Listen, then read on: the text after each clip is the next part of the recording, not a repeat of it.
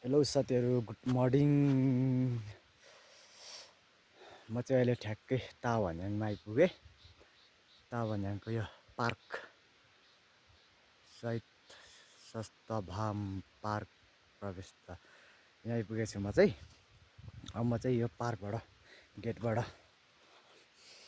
अगाडि छिर्दैछु। यो चाहिँ डस्टबिन रह। यो चाहिँ सुरुमा त यस्तो यो डिजाइन चाहिँ खासै चलेको थिएन। यो पछिबाट मुन्दुम आएपछि मुन्दुमले गर्दाखेरि चाहिँ यो डिजाइन निकाल्नु थालेको हो। म चाहिँ अहिले तावान्याङमा छु साथीहरू।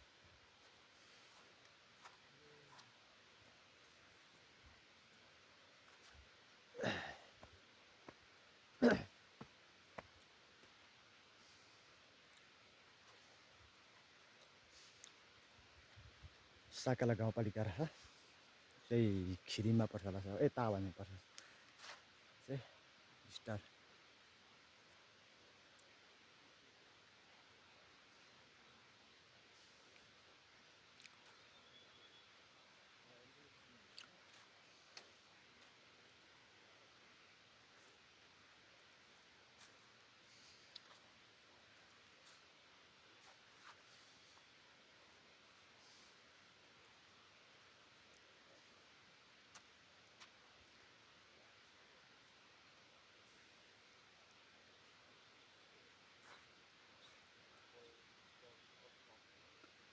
यो परको यो पारिको यो गाउँहरू चाहिँ मखमले भन्छ।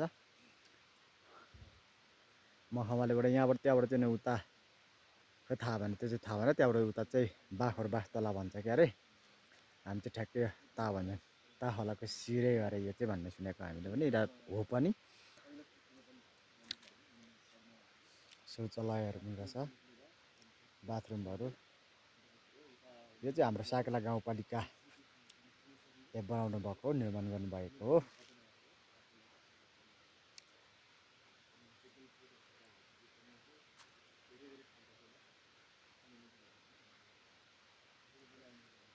तपाईहरू पनि यो ठाउँमा भिजिट गर्दै हुनुहुन्छ भने तपाईहरू पनि अवश्य एकचोटि घुमेर जानुहुनेछ भन्दै